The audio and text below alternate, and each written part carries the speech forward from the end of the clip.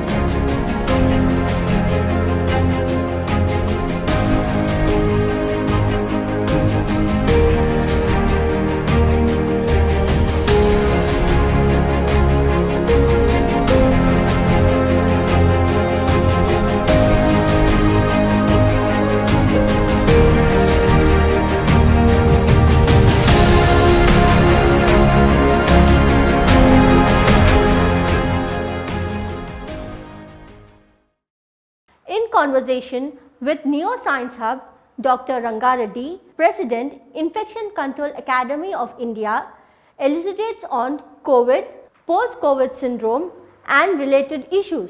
Indian pharmaceutical industry and biotech industry, engine for the world.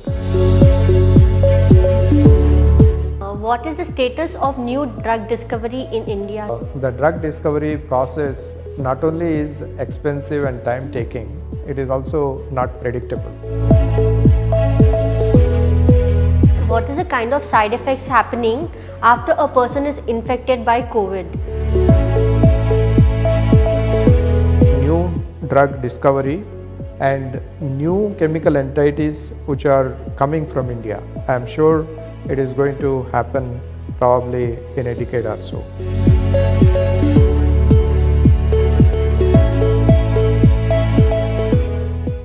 Hello. Good afternoon. Good afternoon.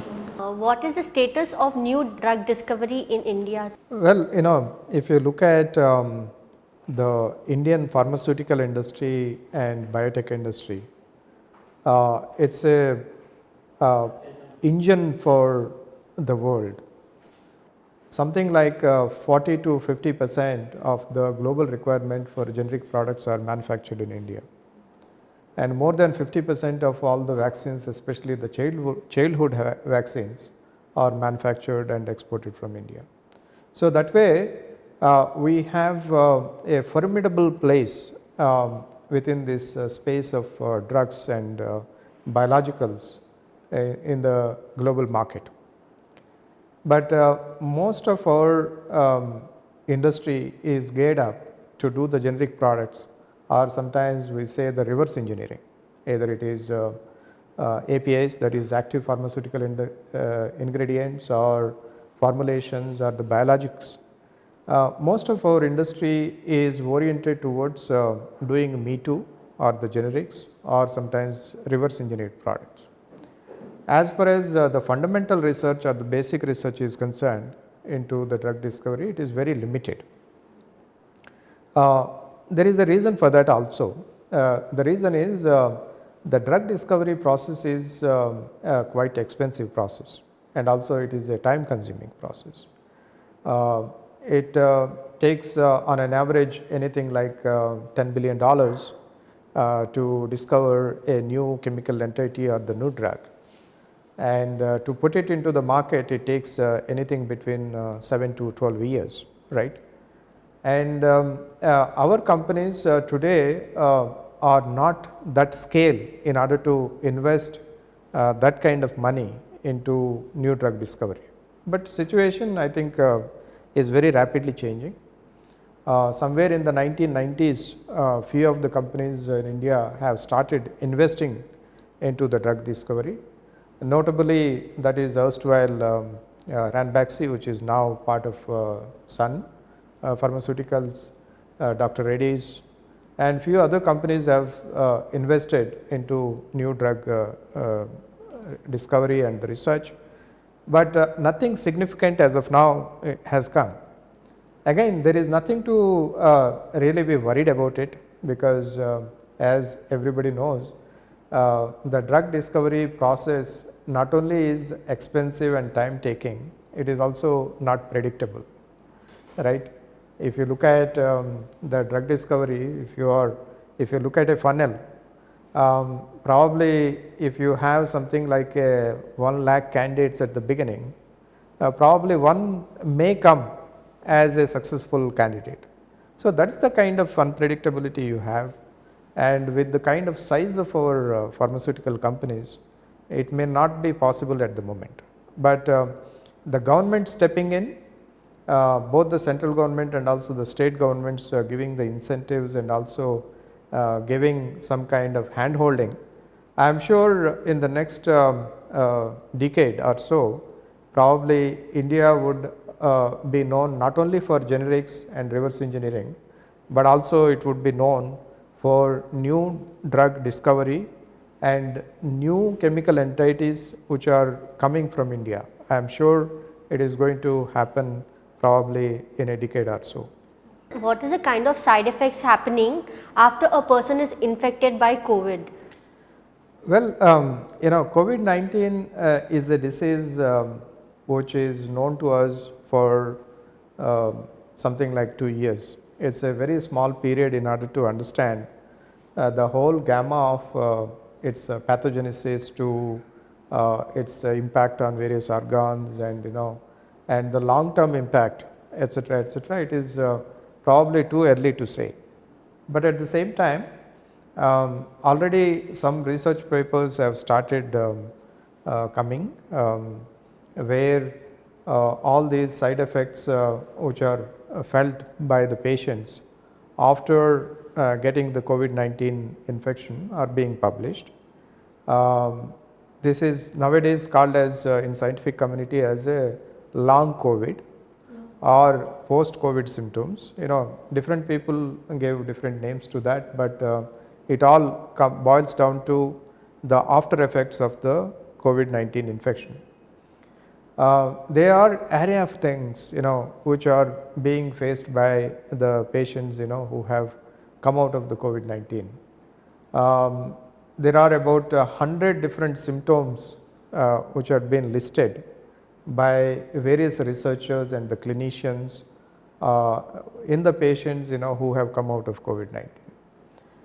In fact, recently, that is in August this year, Nature journal has published a meta-analysis by the researchers from United States and also Europe, where they have actually captured all the clinical studies and publications which are done on long COVID, and they have shown that how kind of different are the symptoms in various people.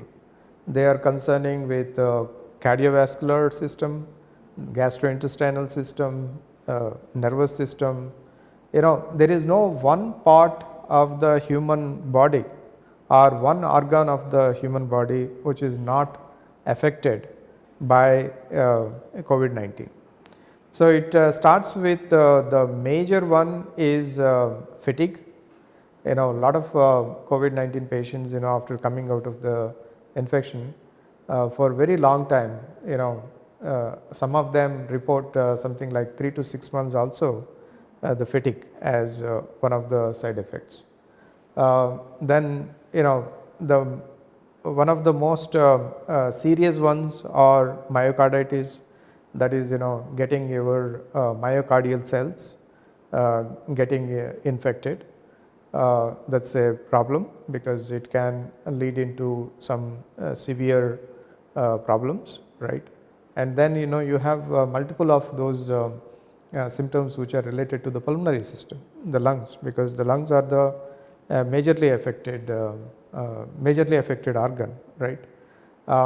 You have something like breathlessness to multiple other symptoms. Are there any new drugs in the pipeline for COVID for related other health problems? As of now, we don't have very specific medicines, to treat these outcomes or the fallout of the COVID-19. But there are multiple other drugs which are already available. They are being repurposed in order to tackle with the long COVID, right?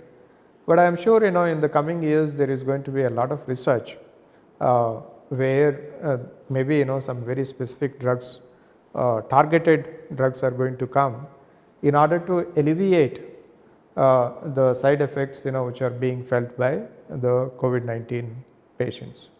One recent development which is quite encouraging not only for the clinicians and the healthcare workers but also to the public health people and also people in general is that two candidate drugs, one of them is from Merck Sharp Dohme. They have very recently received in United Kingdom, it is just about a week back, they have received the approval for the first ever specific treatment for COVID-19, right? That is a protease inhibitor, that is an antiviral drug which has been approved.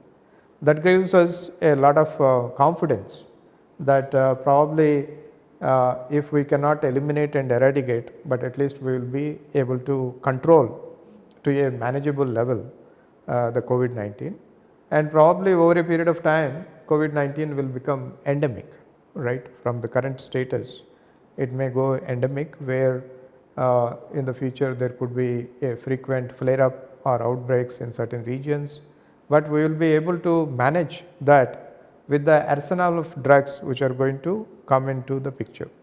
And there is another drug which is again being hyped up and which is in the pipeline is from Pfizer. Looks like Pfizer antiviral drug which is specifically again targeting the COVID-19. Looks like it also has got a very good effect, at least in the clinical trial level. So all these things are good things which will bring much more certainty to our fight against this pandemic. Well, you are talking about not drugs but vaccines, right? Biologicals, right? Yes, I think there is no drug or even there is no even food also without side effects, because when we take something it has got intended effect which is a benefit, and there is a unintended effect which is called as side effect, right? So every product, every drug or vaccine would have some or the other unintended effects or we call them as side effects. There is no exception to that. Even a very simple thing like paracetamol also would have multiple side effects which we need to be aware of. When it comes to the currently available vaccines, especially in India, that is Covishield, Covaxin and Sputnik, and also probably few more which are going to come out, that is Zydus Cadilus Zykov, and probably BE is going to come with one, etc., etc. All these products definitely they would have some adverse effects or some adverse events, right? But what we had to look at is the risk benefit, whether the risk is higher or the benefit is higher. From whatever is understood from the data which is available in the public domain and also the data which is being submitted by these manufacturers, very clearly shows that the benefit is higher than possible risk. And each of these vaccines which are currently available, their efficacy rate is to be something like 70 to 90%. That means 70 to 90% of the people who take them, they would not actually fall into severe illness if they are going to be affected by this disease. So, people need to be aware of this, that there will be side effects, but for last 1+ year of the data which is available, it is very clear that the adverse events which are happening with these vaccines are very limited, and that too they are manageable. They are not something very serious which can threaten the life, right. So, I think we need to propagate this information so that the people can go and take these vaccines and not only save themselves, but also save their families and also the communities.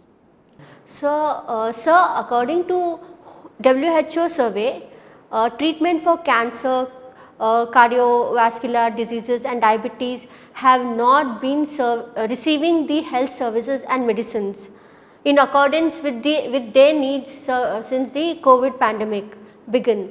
So, what is your opinion regarding this, sir?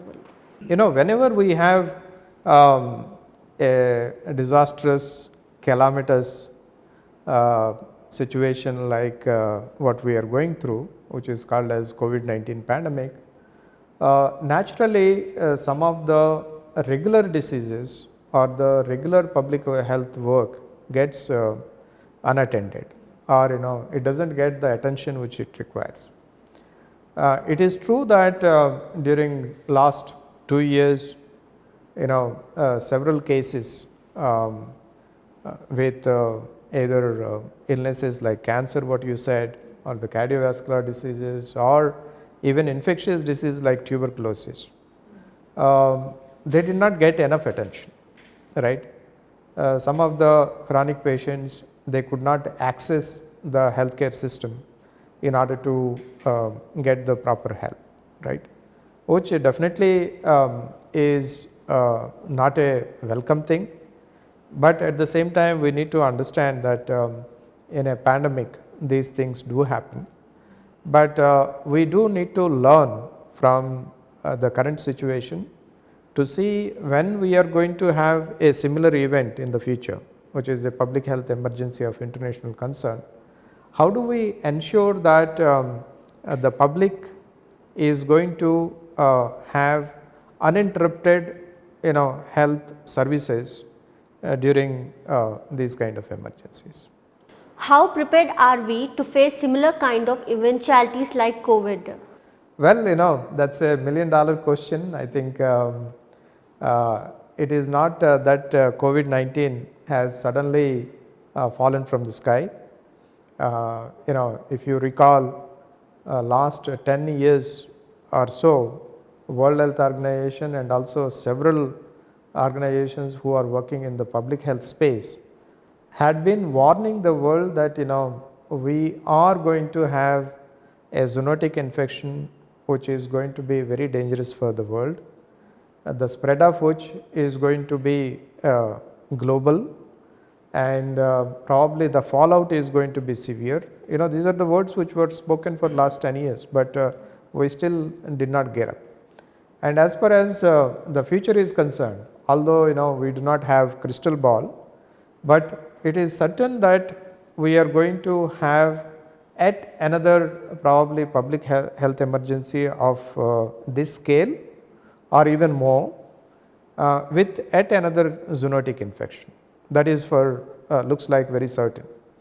In fact, if you look at in October, end of October, around I think 27th, 28th, Dr. Tedros, the World Health Organization chief, has warned the world and also the world leaders that there is another probably zoonotic infection right around the corner which may hit very badly, and we need to prepare for it. While we are tackling the current pandemic, our preparedness for the next one had to be high. What is that infection going to be? We don't know. Yeah, but in all certainty, as I said, it could be another zoonotic infection or infection coming from a zoonotic kind of virus which is going to jump from the environment or the animals into the humans. That is how it is going to be. How do we deal with is the question. It is certain that something is going to happen. How do we prepare? So that's why if you look at the global preparedness plan, now more and more we are talking about the disease X or the infection X which is going to happen. If that infection X is going to be probably the zoonotic, how do we deal with a vaccine X or a drug X which is going to be very rapidly developed and very rapidly deployed in order to contain and also to ensure that such fallout is going to be handled much more maturely, much more with a lot of preparedness than how we handled COVID-19. Cosmetics to medicine, all manufacturers say that they have immunity properties, sir. So what is your take on this? Well, we don't have the proof that these things are going to very specifically help the patients. Yes, it is definitely good to have a good immunity or higher level of immunity. There is no doubt in that. Different people can achieve that through different methodologies, right? Somebody may actually do regularly exercise, ensure that they are not going to have any comorbidities like diabetes or hypertension. Even if they have, they manage them well through lifestyle management, drugs, multiple other things. Yes, certainly we need to develop our immunity in such a way that we are not going to fall ill with the first strike of any virus or bacteria. It would be very difficult for me to comment on all the array of different food products, different you said cosmetics. I don't know what is their value. I am not too sure. I will not be able to comment on that. But certainly, having the right sleep, having the right food, maintaining your body normally with optimal level of exercise. Overdoing does not help. We have seen the fallout in some of the major cinema people also. What has happened. So everything in moderation. In moderation, the sleep, the food, the habits, the exercise. If they are all in moderation, I am sure the people will be able to have the right kind of immunity to deal with any infections which are going to circulate in environment. So you were speaking about a few diseases which are going to be affected due to animals. So I just wanted to know like what how they would be affected and how these animals can be protected also from by being harming. That's why in recent times we are talking about our health, that is human health, inseparable from animal health and the environment. These zoonotic infections or jump of these viruses from the wild into humans is predominantly happening because we are, as human beings, we are destroying the habitats of these animals, the wild animals, the wild living beings which are living their own life, happy life there, by destroying the forests, by destroying the environment. We are displacing them from their natural habitats, and hence they are jumping from the wild into the humans, right? So the way to actually ensure that these are not going to jump is one way is to protect the environment.